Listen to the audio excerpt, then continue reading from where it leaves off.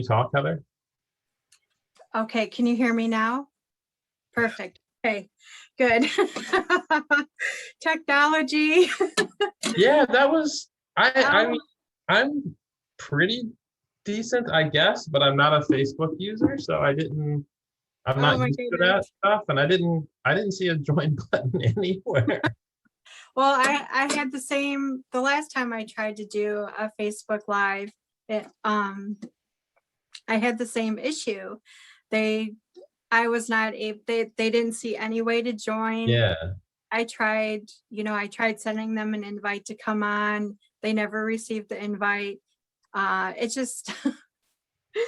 It just, it gives me so much anxiety. yeah, I think like probably this way is probably better anyway.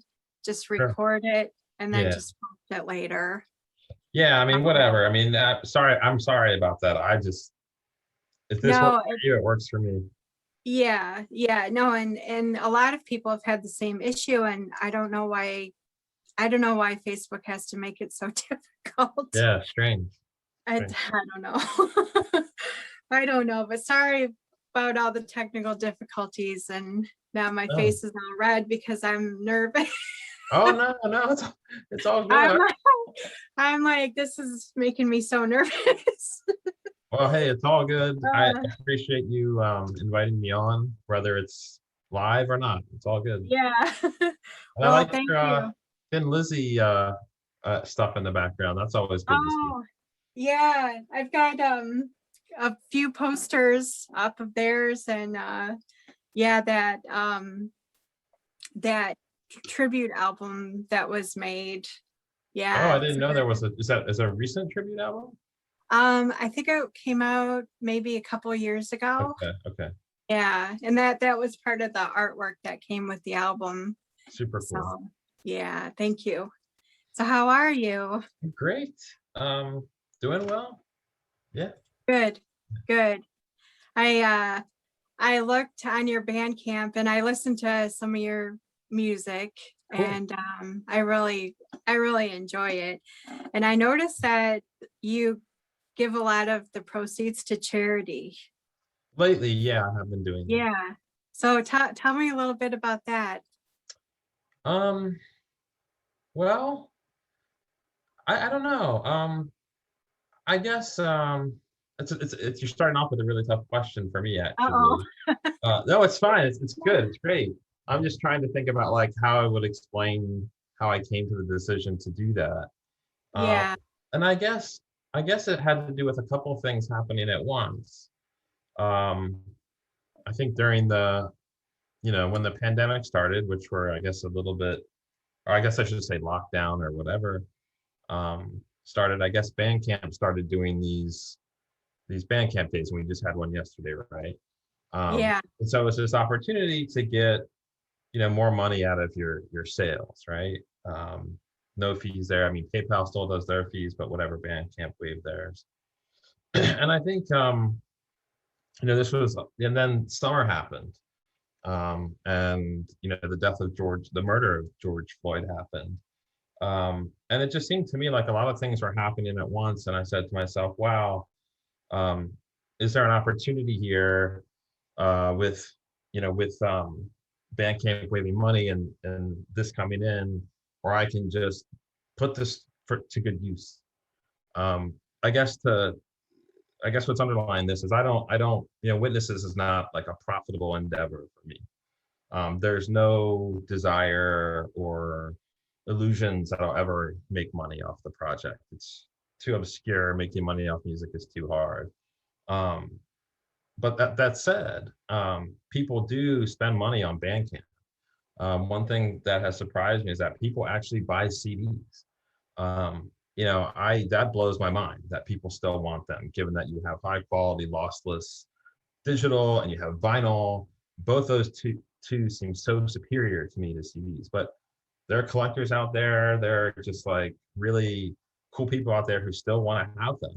And so I said, shit, well, if I can use this money for something good, I'm going to do it. And that's really it. It's really nothing more complicated than that. Yeah, and now, yeah, I think, have you done a couple different charities? Yeah, so I mean, there's a few things that I find it's hard, right? There's no shortage of good causes that need money, especially in this day and age.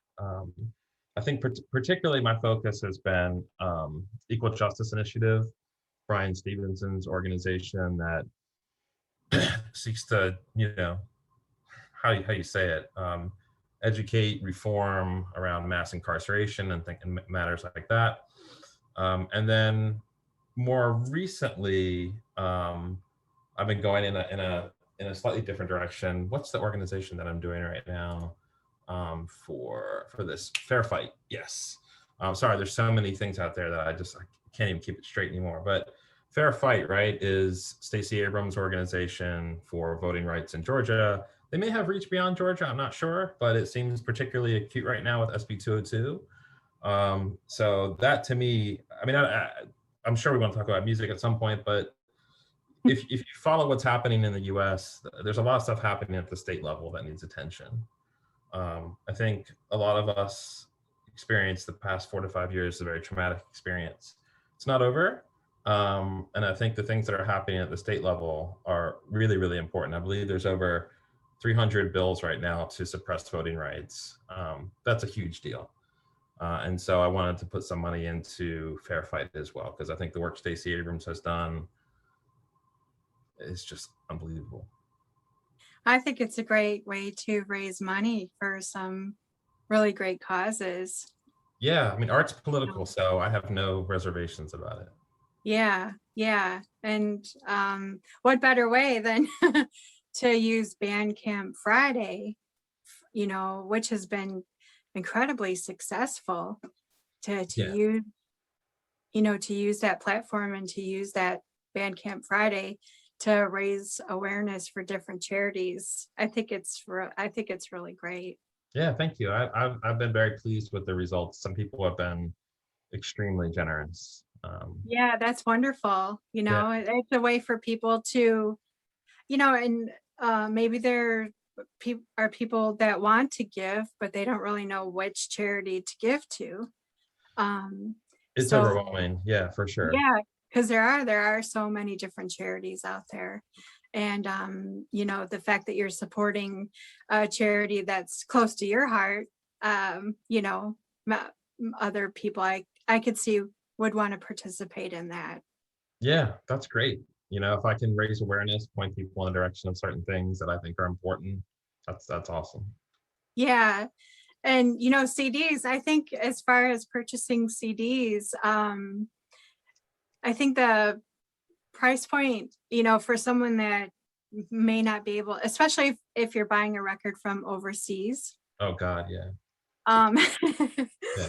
it might not be affordable to purchase a record and pay for the shipping, whereas purchasing a CD might actually be a lot more affordable and a better way to get music in your hands, It's And true. I've noticed bands, there's kind of a cassette tape resurgence going on right now too.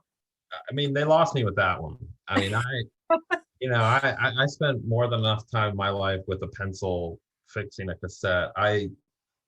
That's a trend that I'm gonna have to just let go. I'm not getting into that. But vinyl, you're right. Vinyl is prohibitive. It is arguably the best format.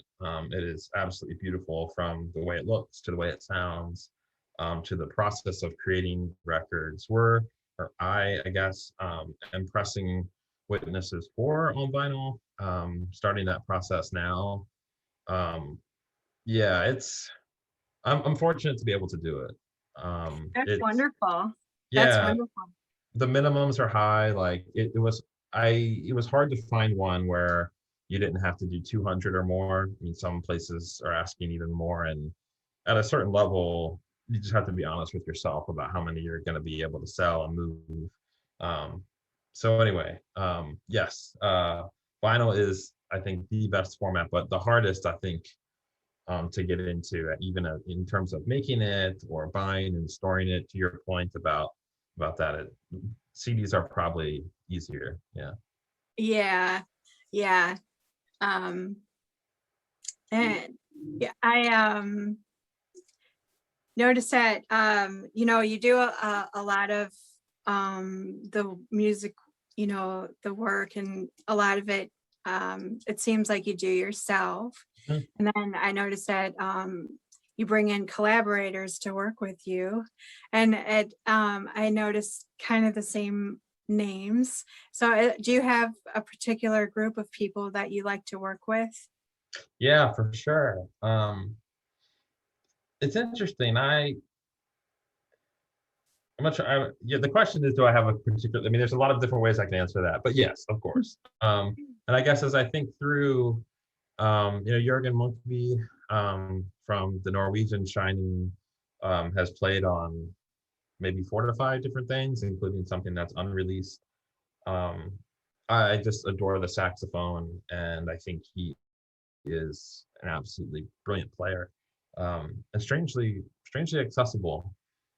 So him for sure. I have a buddy Matt who lives down in DC who does a lot of like EBO for me. I don't own an EBO. I'm not going to get an EBO, and it's just the texture that we really like to add.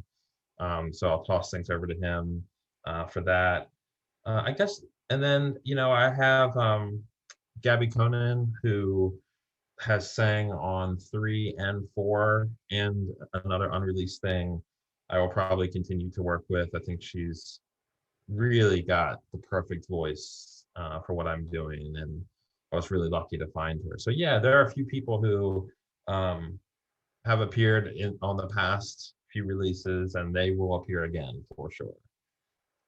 Oh, good. Yeah, that's nice. And it's nice to work with people that you kind of feel comfortable with, and you kind of know what it's like working with them and enjoy working with them. Definitely, it's Yeah. hard. I mean, partnership is hard. I will never ask anyone to be a full-time member of this with me ever. I don't want that. I'd rather have people that I hire, or people I can trust who I'm really close to, that I can work with. I find it much easier that way. I have no Being in a band is very overrated in my opinion. Thank God people do it, but from my side, it's I don't want to have 4 relationships with different people to try and do something creative. Yeah. Yeah. So is this a project that you use to kind of get out your your creative side, get out your creativity? Is this what you use to do that? Yeah, it's a hundred Yeah. percent that. Yeah. Yeah, I mean, there was a quote. I think I read it in an interview. The guy from Vardruna, Einar Selvik, he said, I have to do this, and that's how I kind of feel about witnesses. I have to do it. For example, if I go, maybe 4 to 6 weeks not playing because of personal circumstances or something, I actually start to feel it emotionally. Um, it's like something's missing. So yeah, for me, it's an outlet that is absolutely necessary for my well-being and balance and what have you. And the fact that anyone out there enjoys it and cares about it is a bonus. Yeah, that's a major bonus. And it's great that you're able to get it out there for people to be able to listen to. For sure. I mean, the means of distribution are much easier than they used to be, right? Yeah. The internet and everything. I mean, I remember I used to do tape trading, right? Like, and then I remember mp3.com and stuff like that. Now it's just there's multiple platforms, right? And it's pretty simple. Yeah. Yeah. Now you can pretty much push it to all the platforms. So that's really nice. Not that you're going to make any money from it, but No, at least no, it's out there for people to listen to. yeah, you're probably not. Yeah, I don't know. Like I don't keep track of um the financials of it. I realize that I don't know where that threshold is. You know what I mean? Like I don't know. There's a big gap between projects like myself and Taylor Swift, right? And I know that there's stuff beneath Taylor Swift where people are able to live off it, but I have no idea where that line is, where it's just destitution or an actual living all the way up to like luxury. I don't know. Yeah, I think those would be some tough numbers to crunch there. Yeah, I'm sure someone does it, but yeah, I don't have Yeah, any delusions here that, you know, rock and doom metal and cinematic ambient are gonna, yeah. Anyway, yeah, yeah. Well, and then that's one of the cool things about, the independent and underground music community is, we all try to help each other, and push each other's projects. for sure. So yeah, that's kind of nice to see such camaraderie. I mean, absolutely. There are people who blow my mind. Um, just the amount of time they spend researching, listening, promoting other bands. That is a true labor of love that I certainly don't have the wherewithal or the stamina to do. I'm still listening to the same shit I listened to 20 years ago. But you have people out there that just have this insatiable appetite to promote music for nothing. They get nothing for it. And that's really amazing. I love Yeah, those people. Yeah. yeah. Yeah, just for the love of the music, just yeah.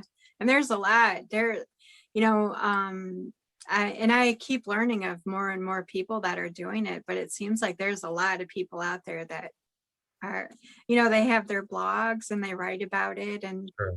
uh yeah, there's a lot of them, and some of them are quite successful, and you know, if you're able to get written up in one of their blogs, that's a pretty cool thing where a lot of people are going to learn about it.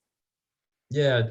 We got so Doom 2 got written up in Invisible Oranges, and that was just watershed. I mean, everything spiked. Every platform that gives me data on things just spiked right away. It was written up by a guy named Ivan. I don't know how to pronounce his last name, Belsic or Belchik. That was a really great piece for us. It was like, I mean, there's just certain publications, right? I think to your point, where you're going to see a massive uptick if somebody writes some kind words in there.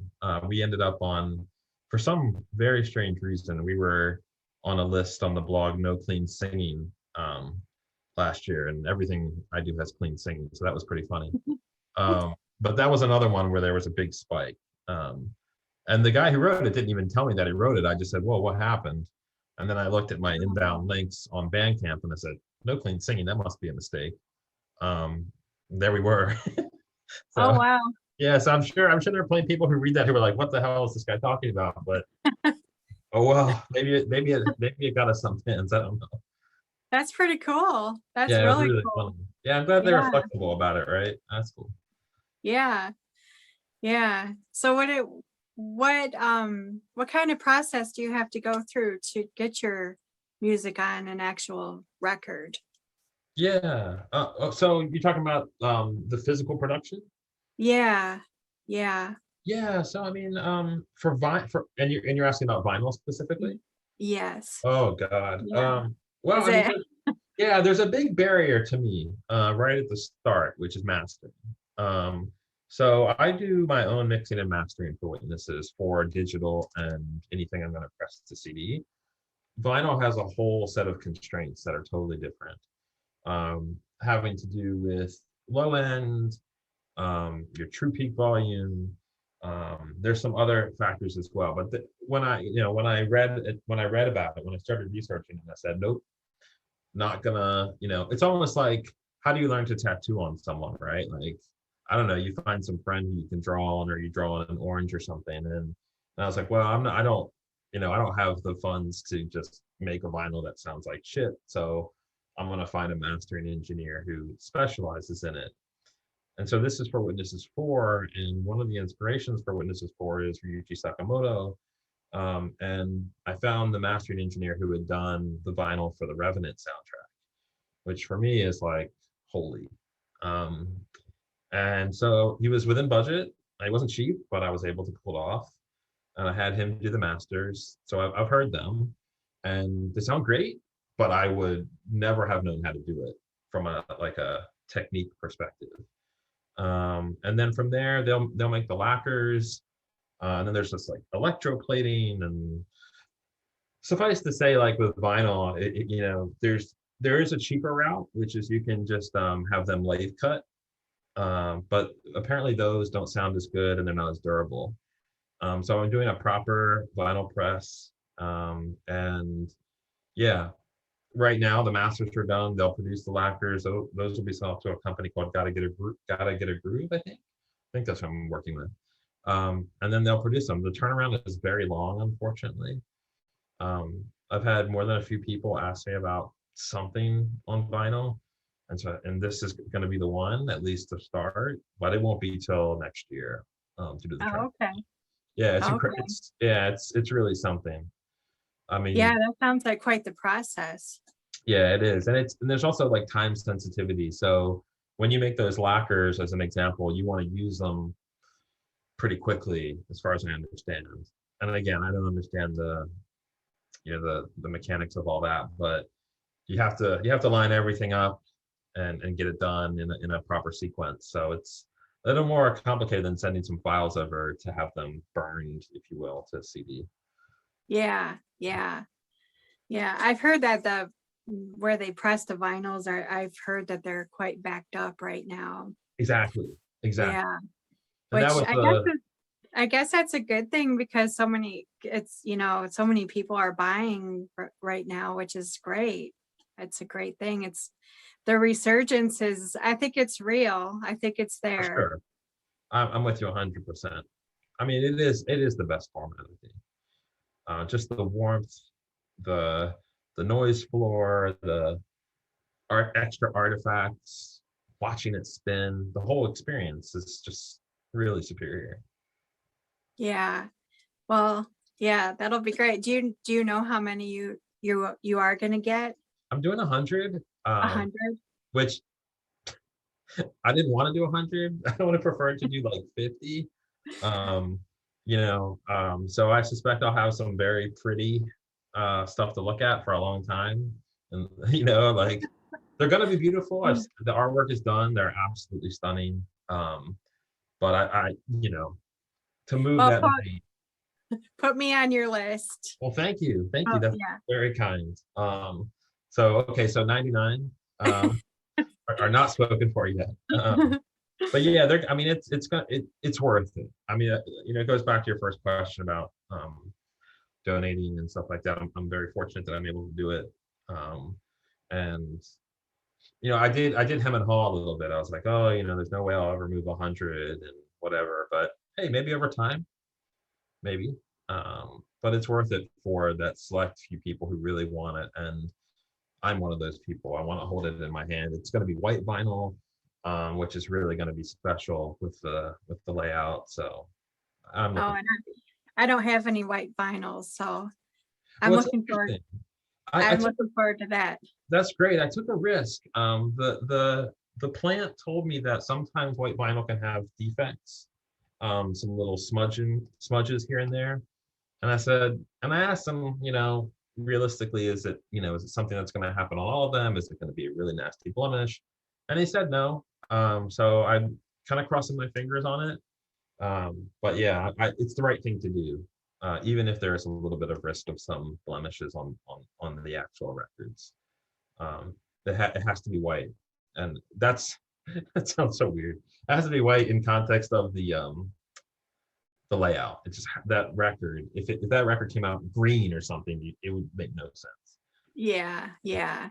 You had a vision for it. Exactly. Yeah. Exactly. Yep. Yeah. Now, do you ever go out and play live shows? I mean, I know we can't right now because of the restrictions, but is that something that you might possibly do in the future? I don't think so. No. There's no band, so I'd have to assemble a band, which already I'm not interested in. I don't think I don't. I mean, it had to be some kind of like amazing set of circumstances, right? Like maybe opening for someone who had a draw or something like that. I think, and I don't even know much about getting into play clubs around New York City. I suspect that's very difficult to get to one where you could actually have people show up and have a good time and the sound be good. So no, that's just another logistical nightmare. And I also hate performing. I get very anxious, very uncomfortable. It's just not, it's not rewarding for me. Yeah. Yeah, at least not enough. And the logistics in a case like this are just, I mean, I don't even know where I rehearse. I'd have to, I live in an apartment here and would have to find some space or something. So, oh, as I think about it, I'm getting anxious. I mean, when I was in my 20s, I played in bands, and when we had a basement where we could practice and things like that, and you could rehearse for these crummy little shows you did. This would be so complicated. Um, and the last metal album was the drums were programmed. So I don't think I even really have any drummers in my like social sphere that I could easily tap on the shoulder to say, hey, would you want to play? I'd have to find someone. So ugh. Yeah. And no witness that the vinyl's coming long before the show. Yeah. Well, that'll be nice actually. That just think when you actually have it in your hands. Yeah, That's gonna be so exciting. definitely. Yeah. Well, what else do you have anything else going on? Well, I mean, just writing. So Witnesses 5, and then which is our very early stages. But I have the concept locked down, and that's sometimes the most important part. Both the thematic concept, like what the music is about, and also some of the instrumental kind of concepts to be a little more clear. Like I know what kind of instrumentation I want to use on Witnesses 5, and that's really important. And then for the metal side, that is very far along. It's called The Collapse. I'm working on it today, actually trying to polish it up because we're going to start vocal tracking really soon. I do have a real drummer lined up for that. It's someone who has quite a long wait time though as well, but I think he's the right person for it. So get that all locked down, and then beyond The Collapse and Witnesses 5, I still have this unreleased thing that I am just sitting on for like a rainy day. I don't know how to describe it. It's something that I love very much. I just haven't released for some reason. And yeah, but those are all the different things I'm working on right now. Well,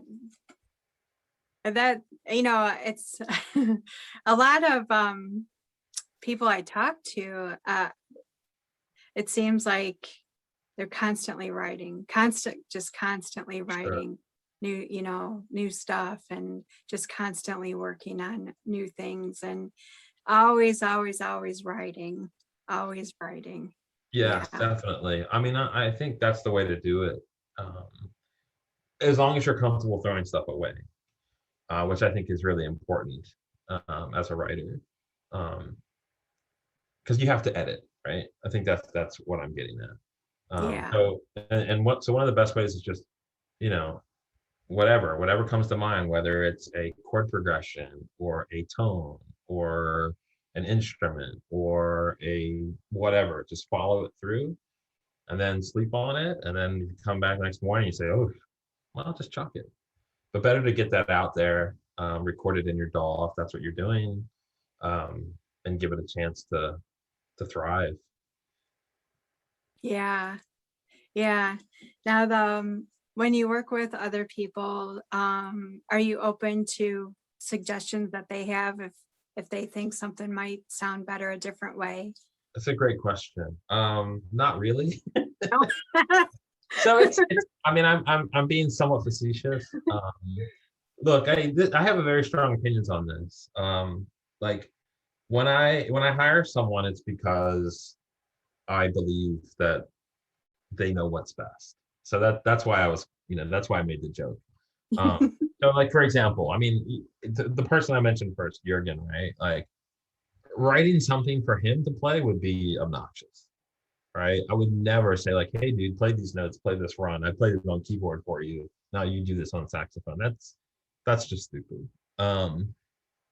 And so there was, to give you an example, he did something for me once, and I said, "Oh, dude, that's not the right move. What you're doing is very experimental and challenging, and I want something epic." And it's like, okay. And then he turned around something. The very next take was perfect. But that's it, right? That's like the level of editing, right? It's just like, hey, dude, like that's not really what I was thinking. Can you go for a different vibe here? But like, okay, we're in C minor, and I want you. No, just like here it is, go for it. So that'll happen sometimes. And what I'm really concerned, what I really hold dear is veto power, right? Like, if someone plays something and it's wrong, and you're paying them, no, you can, sorry, that sounds wrong. You can pay them and like you can work out a revision policy or whatever, right? But at some point you can pay someone for their service, they record something for you and you just don't use it. You can do that as well. Yeah. So there's a process, right? I think is the answer here. And I think the important points are like, I get the veto power. There should be a revision policy, but ultimately, if you're hiring someone, really skilled, I mean, hopefully you don't, you're not telling them what to do, because otherwise you're probably not getting the best out of them. Yeah. Yeah. Had art, there's a lot of freedom in art. Yeah, Yeah. totally. And if they Yeah. miss the mark, then that you should be able to, because again, it's like more high level, right? Like, oh, no, I wasn't thinking of something avant-garde for that. I was thinking of something more mellow. Okay. But that's it, right? It's just like a Yeah. high level guidance. Uh, Yeah. and that was a great example and a funny example too, because I remember, he's mentioned this before. He's like, I ended up doing on that section is actually one of my favorite things I've done for another artist. And I was like, aha, see? So it worked out for everyone, I guess. Yeah, that's wonderful. Yeah. Yeah. Well, do you have anything that you specifically would like to talk about that you Uh, want to mention that we haven't gone over yet?